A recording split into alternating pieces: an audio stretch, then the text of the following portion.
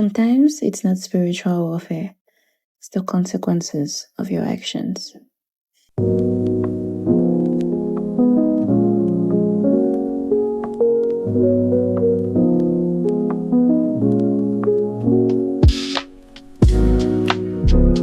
Proverbs 31, verse 25 to 31. She is clothed with strength and dignity. She can laugh at the days to come. She speaks with wisdom, and faithful instruction is on her tongue. She watches over the affairs of her household and does not eat the bread of idleness. Her children arise and call her blessed, her husband also, and he praises her. Many women do noble things, but you surpass them all. Charm is deceptive, and beauty is fleeting, but a woman who fears the Lord is to be praised. Honor her for all that her hands have done, and let her works bring her praise at the city gate. If I'm being honest, I always felt conflicted about being a Proverbs 31 woman. Because when we look at social media and influencers, we either see very independent women or this perfectly curated aesthetic of godly women who wake up at 5 a.m., dress in cute dresses, go to the gym, make cute breakfast, and it's given soft life. When you even read Proverbs 31, there are statements like, she gets up while it's still night, she provides food for her family and portions for her female servants. She considers the fields and buys it. She's a lot of things. And even when I started my journey in Christ, I wanted to portray this woman who seems wise, poised, calm, godly. And so I went into performance mode, if I can say.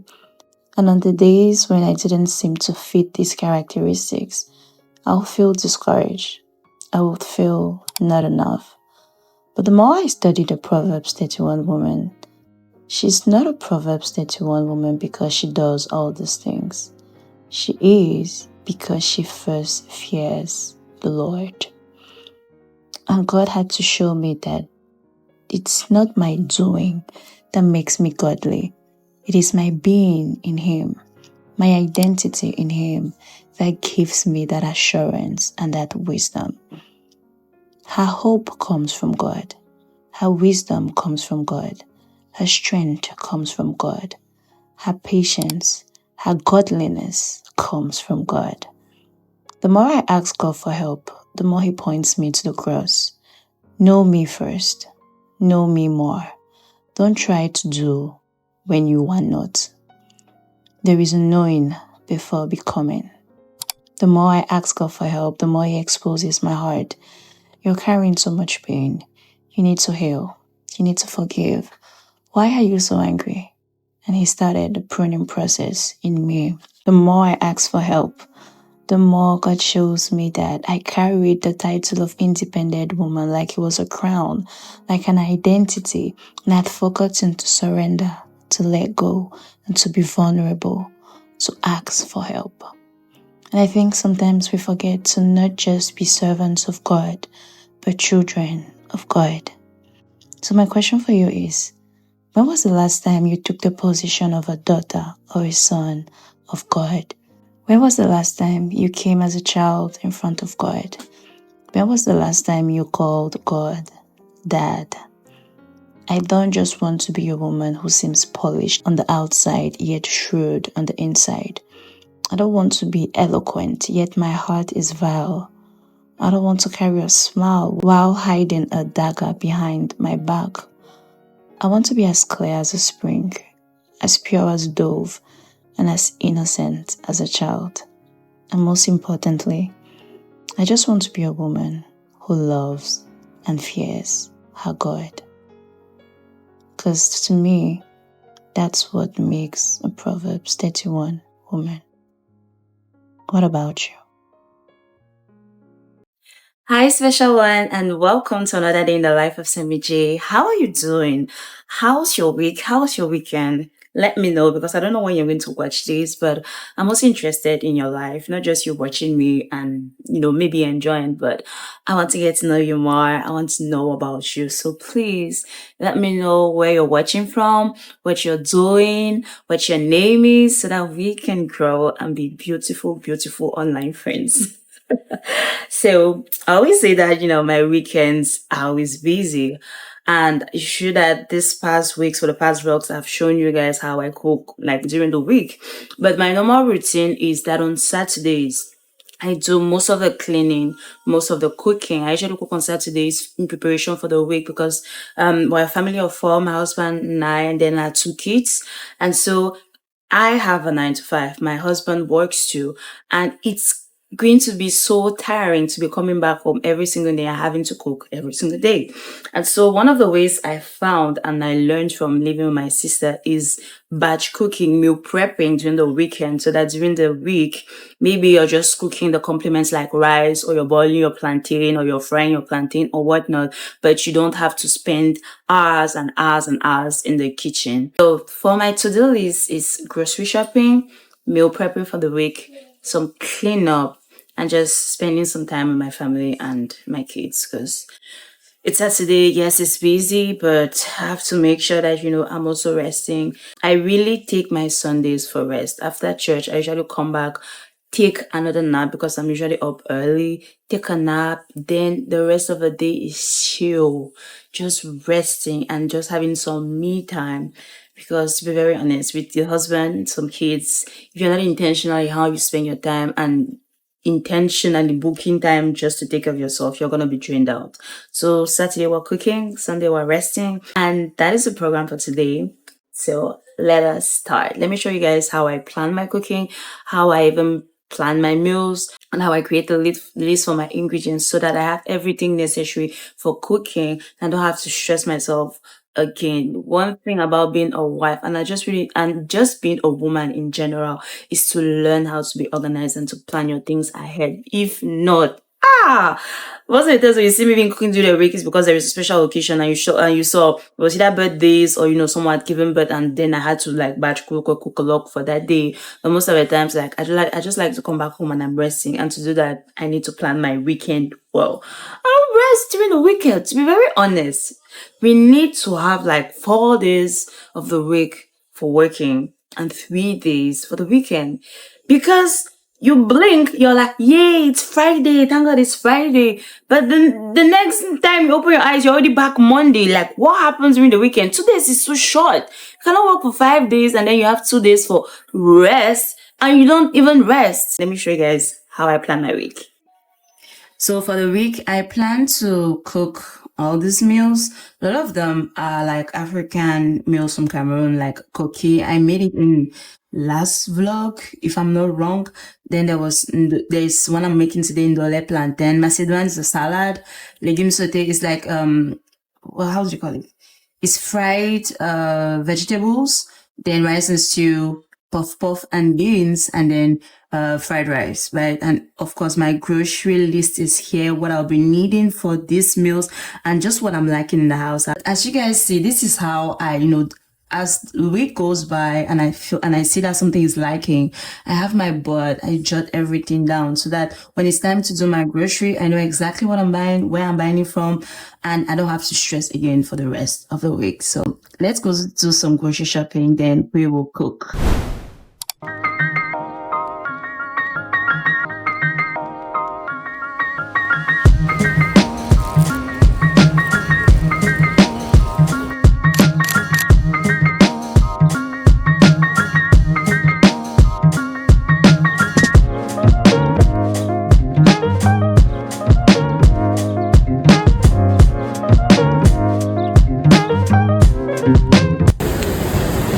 I think it's so unfair how menswear seems to be so cheap compared to women.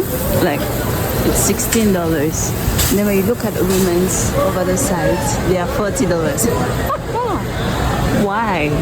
This is so unfair. Like, why? Why? What's the difference? Why?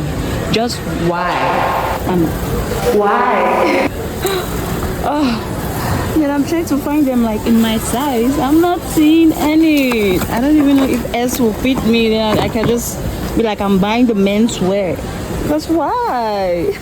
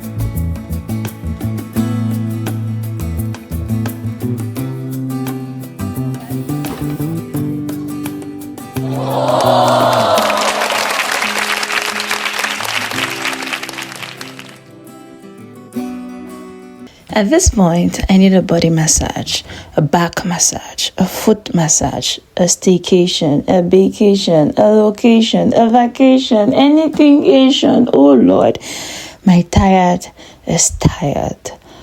I'm going to rest now, so I will see you guys tomorrow. Peace.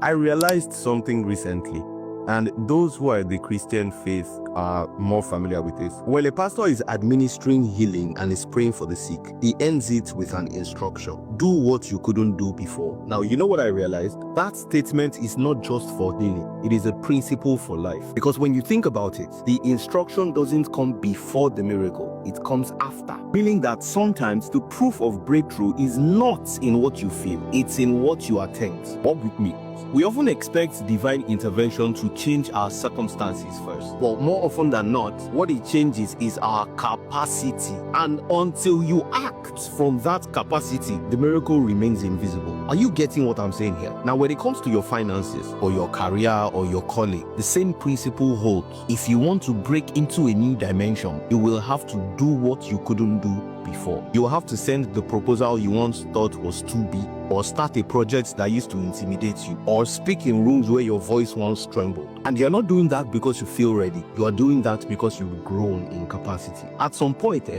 obedience becomes the only evidence that something has shifted within you. In time, you will realize that the miracle is not always the money that came or the door that opened. Sometimes the miracle is that you finally moved, that you finally believed enough to do it. It's a partnership. Heaven authorizes, earth activates. Hi, special one. So we have come to the end of this video. I hope you've enjoyed the vlog so far. It's time for our end. It's time for a little chat at the end of each video. And today I'm really just going to be a little bit vulnerable and honest with you guys, because one thing, be it on my podcast or even in these vlogs, I want to show real life, right? I don't want to curate some sort of perfect image or show only the bright side. I want to be as honest and as real as possible, so that it encourages someone even in their work with God and in their day-to-day life, right? And if I'm being honest, today I woke up heavy, I woke up tired, and I woke up discouraged because I'm feeling the weight of my disobedience. In October, I felt the Holy Spirit telling me to take some time out, some time off, and to be with Him. So I was normally supposed to take the whole month of October off and just spend time to God, because I just felt the Holy Spirit saying, there is more that I want to show you, there's more that I want to tell you, and I need you to separate yourself. And I think I shared this, that it was very scary for me, because it felt like, okay, God, but if I give you these 30 days, what will happen?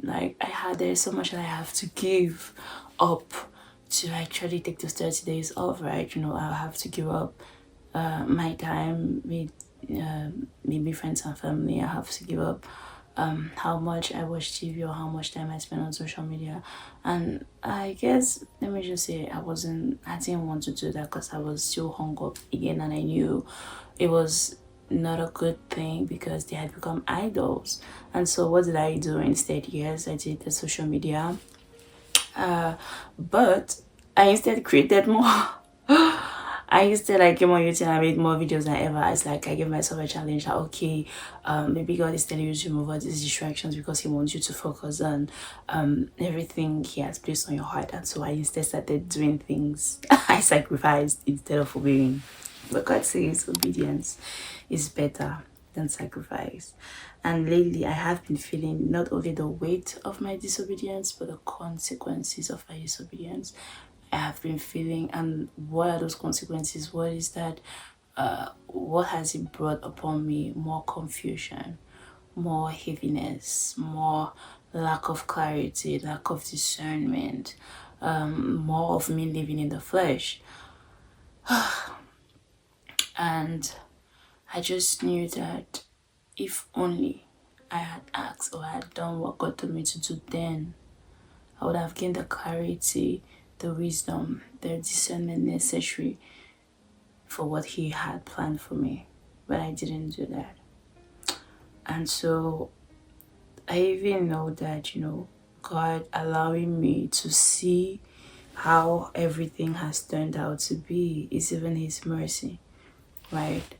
It was as if God was just saying, all right, I'll let you do your thing.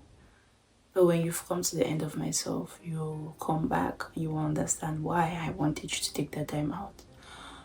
And to be very honest, I am tired. I know that God also wanted to, He allowed me to even venture to do everything that I've done to show me that it's possible for me to be disciplined. It's possible for me to block time out, it's possible for me to dedicate myself to something and see it through.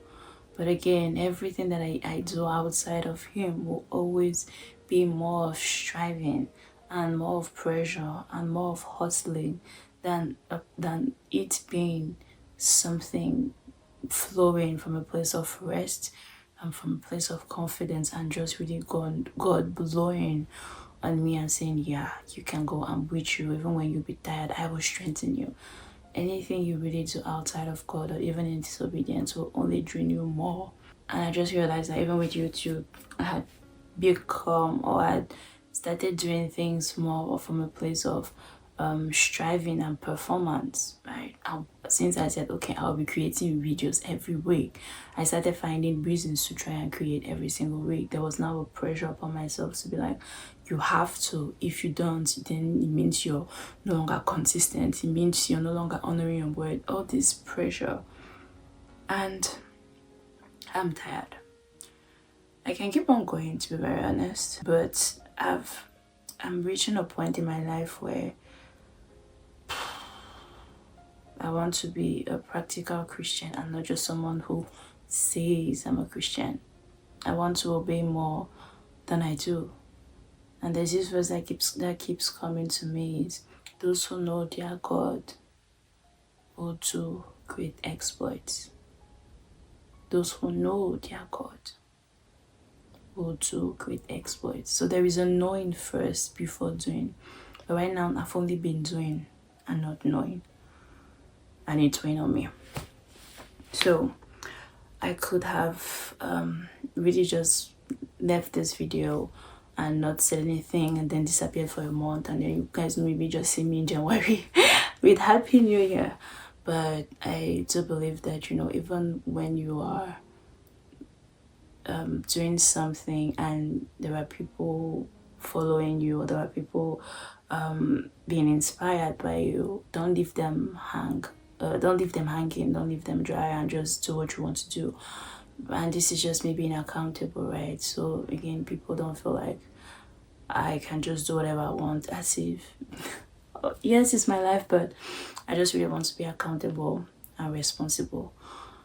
But most importantly, I want to obey God. And so this may be my last video for 2025, and I am just so proud even of myself and how much I did not know it was possible. And I know that with the right clarity, the right vision, and just remembering my why, this is something I can do for months without stressing and without pressure, as long as I'm still doing it with God. I just want to encourage you. I don't know if God has placed something in your heart lately. I don't know if there is something you have put off, an assignment you've not done and you've not obeyed, and you're just going on with life like, okay, I can do this later on, I can do this later on. Even delayed obedience is still disobedience. And there is a lot of repenting I have to do, and just asking for the mercy of God again, for Him to just have mercy, to really just have mercy. And I think this is also a beautiful thing about walking with God. Yes, I know God is loving, but I don't want to abuse His love. I don't want to abuse His grace. I don't want to abuse His mercy. And because I'm realizing that, yes, I'm obeying later on, I still want to obey. And I just really want to ask God to have mercy on me and to help me in this journey, in my personal life, my professional life, in my ministry, and everything that He has given me. I want to be faithful. I really want to be faithful. But I can't be faithful in rebellion. I can't be faithful in disobedience. And so I need the time off just to resource, just to rest, just to pause, to take a step back, to look at 2025, to look at what I've done, what went wrong, what could have been better, what did I do, what did I not do, so that I can start or do 2026 with the right foundation and the right mentality, the right disposition of heart, the right everything. And that comes from God. That comes from obeying God. That comes from relying on God. That comes from trusting on God and spending time with Him. So I just really want to thank each and every one of you who has been listening from the start. I've proved to myself that I can do it, but now I need to go back to my source, and I need to go back to the essential, that is God. And I know that God is kind, He's merciful, He's loving. He's always talking on my heart and saying, "Someone, I want you to myself." That's what I keep hearing, and that's what I keep feeling. Just God saying, "I want you to myself. I want you to myself." Not that he wants me to drop, to let go of all my relationships, but He's saying, you're almost like working on survival mode, and I want to show you things. I want to reveal to you the hidden things, but I can't do that in the noise. I can't do that with you striving. I can't do that with you running helter skelter and doing all these things. I need you to pause, to blur out the noise, remove the distractions, spend time with me. So I'm going to stop delaying. I'm going to stop hiding. I'm going to stop making excuses. I'm even going to stop being scared that, okay, but God, if I go, I'll lose subscribers or I'll lose people. But it's like, this platform cannot become an idol. Anything that becomes an idol, really, God removes His hand from it. And so I never want to reach a position where I cherish my work or even my relationships more than God. Because in the end, they will break because I don't have that right foundation with God. I hope I'm not rambling for too long, but I'm grateful. I'm grateful.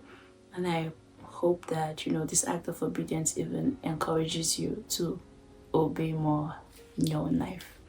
But thank you for watching. This is not like in French it says, ce n'est pas un au revoir, c'est un à bientôt. So this is not like a goodbye. It says see you soon. See you soon. I hope very, very soon. Because I'm going to miss you guys. But we will see probably by the end of December or beginning of January. So let me be the first to wish you a very Merry Christmas and a very, very beautiful, prosperous, loving, enticing, wonderful Happy New Year 2026. May God bless you. May He lead you in everything you do, and may you have the clarity you need to do everything He has empowered you and called you to do. Thank you guys for watching. If you like to see my face, if you like to follow me on my journey, please like, share, subscribe, and comment below what you enjoyed the most about this vlog. I will see you guys in my next video. Bye.